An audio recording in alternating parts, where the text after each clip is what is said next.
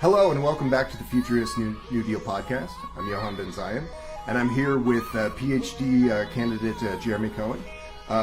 He's from McMaster University, and he's made an incredible study of the historicity of futurist organizations and of transhumanism, and has so many interesting insights into emerging culture of this kind.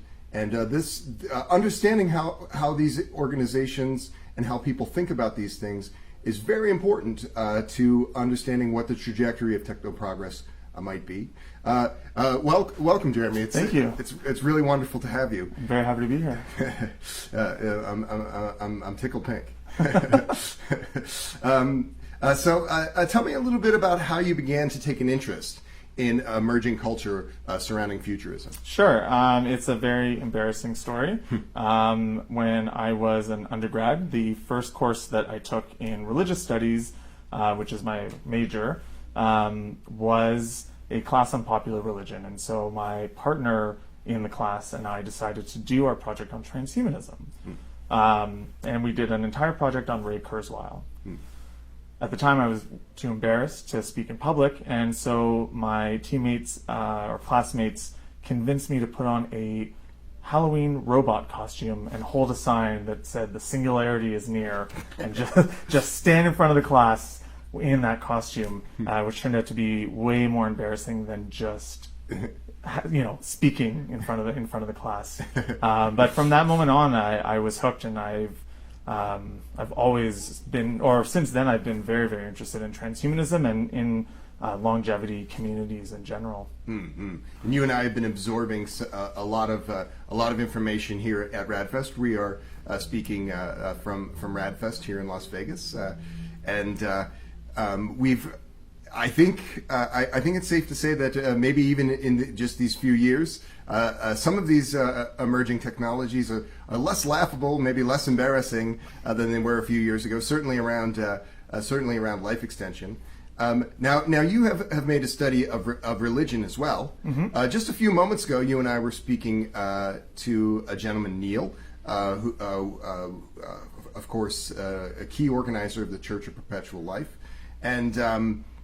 We also have had both of us some extensive dealings with folks at People Unlimited, many of whom are also organizers of this event. That's a partner organization with RAADfest. We also spoke of Terrasem. How do you view these? Maybe thinking about these theological ideas. Do you view these kind of organizations as 21st century religion? What might be some differences there between other religions from history? Sure. So my field is religious studies, and what I'm doing is anthropology within religious studies. Yes. Depends on how you define religion, and this is what I'm often up against, is that when we think about religion, we tend to think about institutional religion. So we think about the Catholic Church, we think about these high rituals. And what I'm interested in is popular religion as it's lived on the ground. And so, that can involve, or that can be New Age religions, that could be transhumanism in the way that it's structured, in the way that people have certain beliefs and practices that they do within the philosophy or within a transhumanist worldview. And so, RAADfest is really interesting because it's bringing together a pretty diverse group of people. And so, you have your transhumanists, and then you have people like People Unlimited who really come out of a New Age era, right? They're really coming out of a 1970s New Thought sort of New Age movement, which they're still avowedly persists today. Irreligious, many of them. Yeah. They are, and that is an interesting thing, is that when you speak to them and you ask them, do you understand what you're doing as being a form of religion or some type of spirituality? They'll often say no. And as an anthropologist, I need to take people at their word. But as an outsider looking in, I am seeing what they're doing as being religion, as being a form of popular religion. It has its belief systems, it has its rituals, it has its way of organizing that is coming out of particular religious histories, right? And I mean, even transhumanism and even techno-utopianism comes out of particular strands of Christianity, comes out of certain movements that were really present in late 1800s, early 1900s Christianity. And that's not to say that people who consider themselves transhumanists today are Christian or still are aware of those types of histories. But I think that it's important to understand these types of movements with that history in mind. And especially the New Age movement and the way that seems to operate at or for a lot of people at RAADfest. I think the work of Frank J. Tipler definitely brings into focus what you've said, this idea of a Christian theology being the thing that's sort of maybe foisted at a mega point concept, and other techno-optimist ideas into the limelight. It's really a fascinating area. Do you consider yourself open to the prospects on a personal level of life extension? What is your relationship to some of these ideas? Well, I think I was saying to you earlier that I sort of consider myself to be a death-positive transhumanist, which is, I think, an oxymoron in many ways. I feel like I have a foot on both sides, right? I guess I'm sitting on the fence and trying to be comfortable with sitting on the fence. We all do, right? Until a life extension is a proven fact of life. We all do. That's very true. Yeah. I mean, for some people at RAADfest, that is not the case. They're absolutely on the fence of immortality, but there's a lot I like about transhumanism and about these kind of techno-utopian ideas. There's a lot that I like about it, and obviously things like curing disease, improving the human condition. These are all goals that I think are great, and I think that we need to work towards. And although in my research, I'm not really looking at ethical questions. I'm not asking people how they would deal with certain ethical dilemmas. On a personal level, I am interested in those ethical dilemmas, and some of them I think kind of keep me from going all in, in a transhumanist future. With that in mind, I don't know if immortality is something that is ever going to happen. I know there's a lot more to transhumanism than just the goal of immortality, but I don't know if I really believe that that's something that could ever happen. And so with that in mind, I think that we need to have open and honest conversations about death. Because even if you do think that immortality is something that will happen through brain uploading or through some other form of physical immortality, for the moment people still die. And I think that not talking about death and not talking about grief, not talking about how we deal with people in our lives leaving us is detrimental psychologically and emotionally. So I guess in that way, that is why I see myself as being a death-positive transhumanist. My partner also works in the funeral profession. She does software for the funeral industry and works part-time as a funeral director. So I also kind of am in that world and see a bit of that world as well. So that's interesting. That the notion that some people in this community, many of the leaders who we've heard speaking, from your perspective, they might be somewhat in denial about the present day human experience. I think that the idea of eternity is an extremely difficult one to comprehend, and maybe in as a fallacious notion, we have to concern ourselves with the heat death of the universe eventually. But I think that even living a few years longer would be an incredible outcome. And I also think that even if super longevity is not a realistic prospect, that is to say, persons living longer than 120 years. Yeah. That by advocating for this, we've just set the bar a little higher for other public health initiatives, bringing. I really do think that there's a learned helplessness around public health, and if we have the courage of our convictions to say that we ourselves and everyone in our society, everyone on this planet, is deserving of a better quality of life, and perhaps in some way the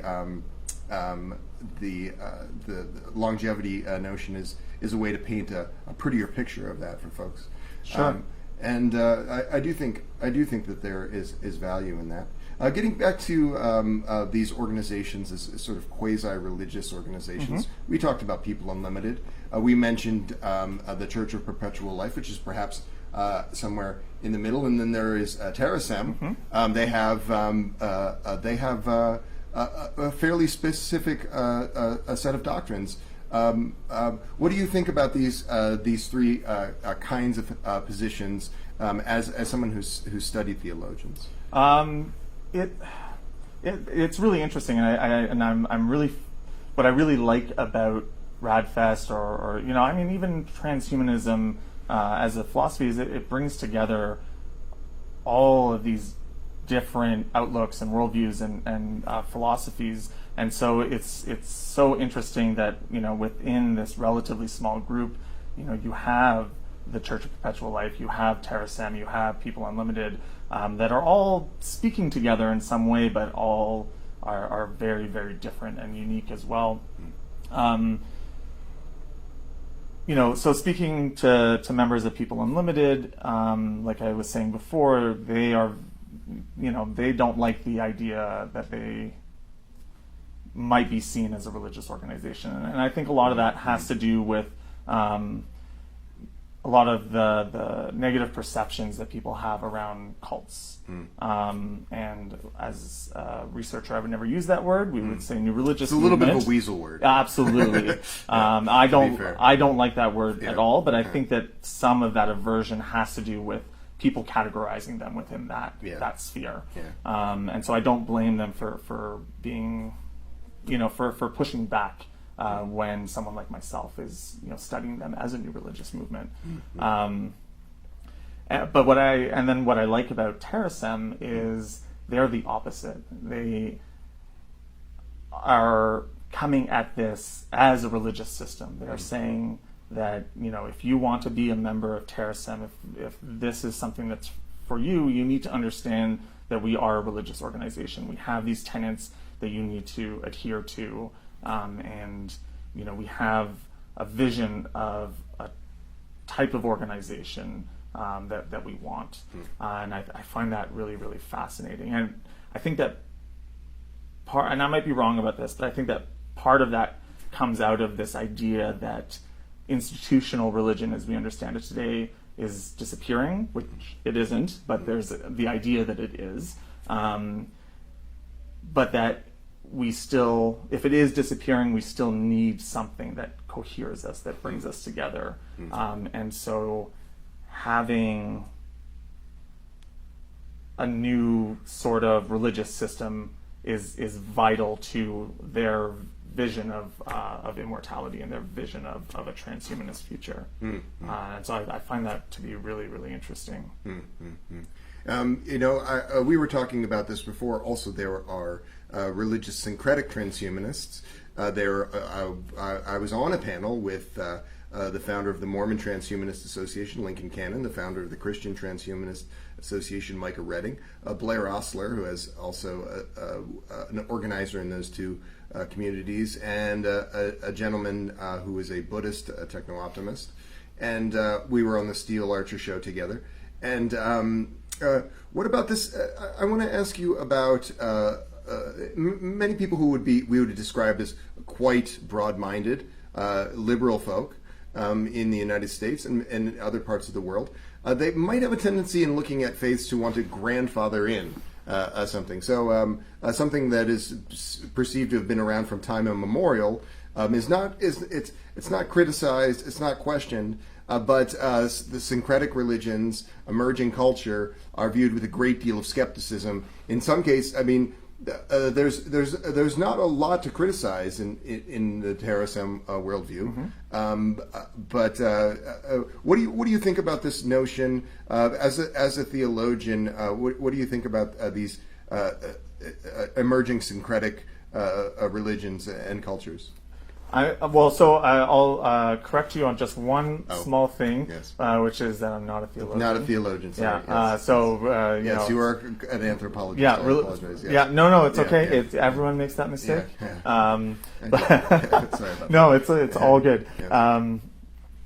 I think that it's really fascinating, and I think it's fascinating because it's oftentimes these groups speak to a lot of the fears that many Americans, North Americans have, especially Christian groups, right? Yes. And you have the whole anti-cult movement that came out of the 1960s and 1970s, and that really picked up steam in the 80s. Obsession in the 80s. Oh, moral panic of a kind. Exactly right. That really, did not come out of genuine concern for people that were in new religious movements. It's protectionism. Absolutely, yes. absolutely. That this was kind of perhaps taking over. And so, luckily, scholarship on new religious movements has really worked to change some of that perception. And so, even amongst scholars of religion that are looking at transhumanism as a new religious movement, there's an effort to try to dispel negative stereotypes about what that means exactly. And I think that, I think that a lot of people do need some type of system. They need some type of coherence. And many people are looking to leave some of the more rigid systems, let's say, that organized religion has created. And some of them are finding it in new age movements. You have the seekers. Many people in People Unlimited are seekers or were seekers.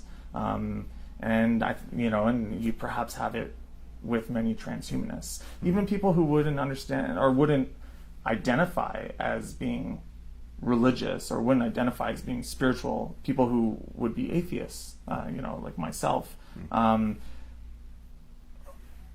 still perhaps looking for some type of system, some type of worldview, something to help make sense of the world that they live in now and the world that they would like to see in the future. So do you think then that a faith, these practices and doctrines provide a useful moral framework to people that they would not otherwise possess? I mean, it could. The thing with religion and religious systems is that they're value neutral, right? They don't. There might be violence in the Old Testament. There might be violence in the Quran, but on a whole, they're value neutral. They're not telling people to commit any acts, peaceful or violent, in any direction. It's how people take it, and so some people are going to look at these systems as providing moral guidance, and people will look to perhaps to transhumanism as providing some type of moral guidance, right? I mean, transhumanism is concerned with ethics and is concerned with morals and is concerned with the type of world that we want to see in the future. And so I think that it makes sense that people would look at those types of systems for some type of guidance. That's not to say that it is built with that in mind, but people are going to take it, might take it in that way. A few moments before that, you alluded to a notion, perhaps, that emerging culture of this kind could potentially erode social cohesion. Now, we spoke in the pre-interview a little bit about concepts around digital immortality, virtualization of some immersion in the metaverse, and even some pretty peculiar cultural possibilities there. We were talking about instances of cyberbullying and how this kind of perhaps not so healthy-minded behavior could become quite par for the course in that when people are going down that rabbit hole. Do you have any concerns about the metaverse of this kind? Do you have concerns that we're all going to become a society of siloed schizophrenics? Well, I mean, as we were saying earlier, in our private conversation, I think that there was this, and still is this idea that the internet, that digital spaces, virtual spaces, are going to offer some type of democratization, I can never say that word properly, of information, and is going to provide some type of public sphere where all ideas are valued and where we can all come together and share knowledge and learn from each other. It's happening in slow motion. For sure, and those elements are there, absolutely. But it also assumes that everyone that is participating in that sphere has a similar goal. And so I think one of the, and this is maybe where, when people ask me if I'm a transhumanist, where I'm a little hesitant is, there is a tendency amongst techno-utopians, it's in the word, to see the future in this utopian way, as this, there's the negative consequences of a transhumanist future. There's answers to them, right? And that's why in my research, I'm not really asking these sorts of ethical questions, because there's always an answer to it. And I don't know if, I can't say if, that future, if the negative aspects of that future will come to pass, or if it'll be as peaceful and as utopian as people hope it will be. Obviously, no one really knows that. But I find that there's a tendency to kind of ignore those elements. And even in offering answers to, these bioethical questions or ethical questions, I find that it can sometimes ignore the negative possibilities.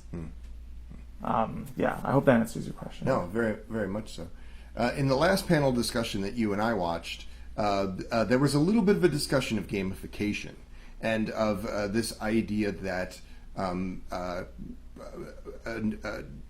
Natasha Vidamore, in fact, suggested that we should have a video game wherein the problems of aging are attempted to be solved as a sort of open world game of this kind. And we can imagine augmented reality, live action role playing things where people are engaging in things that are maybe very, very pro-social of this kind, maybe very things that might be rather antisocial.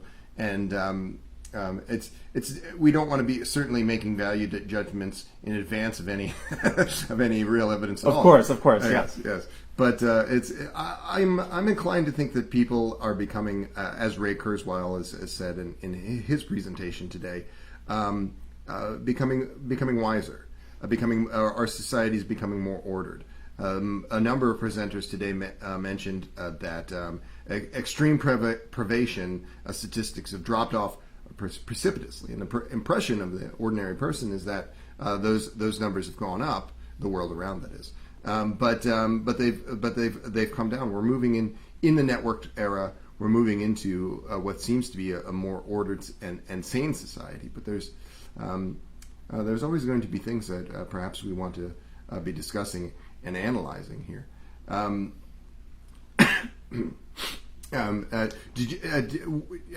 What do you think about Ray Kurzweil? He's a techno optimist of the most ardent kind. Absolutely. What do you feel about this philosophy and about these techno-singularitarians? Well, so this is where this is like also where I think I see the world maybe a little differently than a lot of transhumanists do, and I'm so sorry to say this, but I'm a bit of a John Searle fan, and there's one thing I know: transhumanists do not like John Searle, and I do like Ray Kurzweil, and I like his ideas, and obviously he's a brilliant person, and I think he is hoping for the best in humanity and in our future. I think where I am skeptical really is in the idea of brain uploading, let's say. I think that is really where I'm skeptical, or these ideas that we are going to all live in a virtual reality, that which is Terasem's idea, right? That we're all going to live out we'll all live in a simulated universe, and we're going to be able to be whoever we want and do whatever we want. I guess that's where I'm the most skeptical, and not for any bioethical issues, more on practical issues. That I think that it assumes that what we are is our brain, right? As long as we can map all of the neurons and all the connections between our neurons, we'll be able to replicate consciousness. And obviously, it's an open question as to whether that is still going to be us or it's going to be a clone or a copy.